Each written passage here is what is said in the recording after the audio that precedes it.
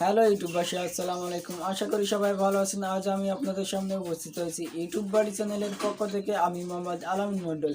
আজ আমি আপনাদের শেখাতে চাই যে কীভাবে ইউটিউবে আপনি ট্যাগ ব্যবহার করবেন। তো ট্যাগ ব্যবহার করা একদম ইজিলি। যদি আপনি আমার এই ভিডিওটি সম্পূর্ণ দেখেন তাহলে বুঝতে পারবেন যে কীভাবে ট্যাগ ব্যবহার করবেন।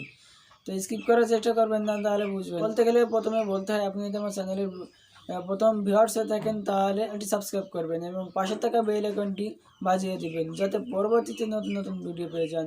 তো গাইজ চলুন, ট্যাগ আমরা কোথা থেকে পাবো এবং কোন ট্যাগগুলো বাছাই করে আমরা কোন ট্যাগগুলো ব্যবহার করব। তো ইজিলিভাবে আমি আপনাদের সামনে ভিডিওটি মেক করছি এবং আপনাদের উপহার দিতে চাই। তো ভালো লাগলে লাইক দিয়ে পাশে থাকবেন। তো আমরা যারা নতুন ইউটিউবার বা নতুন ইউটিউব শুরু করতে যাচ্ছি, অনেকে আমরা ট্যাগ সম্পর্কে ধারণা নেই, বা ট্যাগ কোথা থেকে ব্যবহার করবো বা কীভাবে ব্যবহার করবো, বা ট্যাগ কোথায় পাবো, বা এত ট্যাগ কীভাবে লিখবো। তো আমাদের অনেক ভিডিও মেক করতে হয়, অনেক চিন্তাধারার মাধ্যমে আমাদের ট্যাগ সাজাতে হয়। তো এতগুলো ট্যাগ কোথা থেকে পাবো? একটা ভিডিও আপলোড করতে গেলে অনেক ডিসক্রিপশন লিখতে হয়, টাইটেল লিখতে হয় এবং ট্যাগ লিখতে হয়। তো এই ট্যাগগুলো আমরা সহজে আপনাদের উপহার দিতে চাই, যে কীভাবে আপনি সহজে ট্যাগ কোথা থেকে খুঁজে পাবেন। তো একদম ইজিলি পাবে। তো আপনি যদি আমার ভিডিওটি সম্পূর্ণ দেখেন তাহলে বুঝতে পারবেন যে ট্যাগটি কোথা থেকে পাবো। তো প্রথমে আপনি আপনার ক্রোম ব্রাউজারটি ওপেন করবেন। তো ক্রোম ব্রাউজারটি ওপেন করার পরে আপনি চলে যাবেন, আপনার নিউ ট্যাব নেবেন। তো নিউ ট্যাব নেওয়ার পর যেটা করবেন যে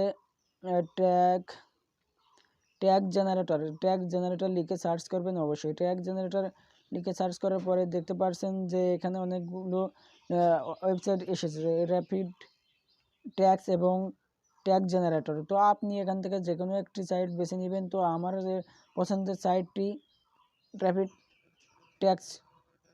তো এখান থেকে আমিও নিজে কাজ করি এবং আপনারাও কাজ করবেন। তো আপনি যে ভিডিওটা আপলোড করবেন সেই ভিডিওটার টাইটেল লিখবেন, কী ক্যাটাগরিতে ভিডিও বানাইছেন। তো আমি আপনাদের বোঝানোর জন্য আমি এখানে লিখছি সোলো মোশন।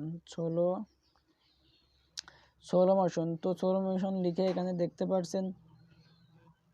দেখতে পাচ্ছেন যে সার্চ অপশন রয়েছে। তো সার্চ অপশনের উপরে ক্লিক করবেন অবশ্যই। তো কিছুক্ষণ ওয়েট করবেন। ওয়েট করার পরে দেখবেন যে আপনি আপনার পছন্দের মতো এখান থেকে ট্যাগ ব্যবহার করতে পারছেন। তো একদম ইজিভাবে এখান থেকে আপনি কপি করে নিয়ে পেস্ট করতে পারবেন। তো কোনো সমস্যা হবে না। অনেকে মনে করেন যে এখান থেকে কপিরাইট হবে কি না, আসলে কপিরাইট হবে না।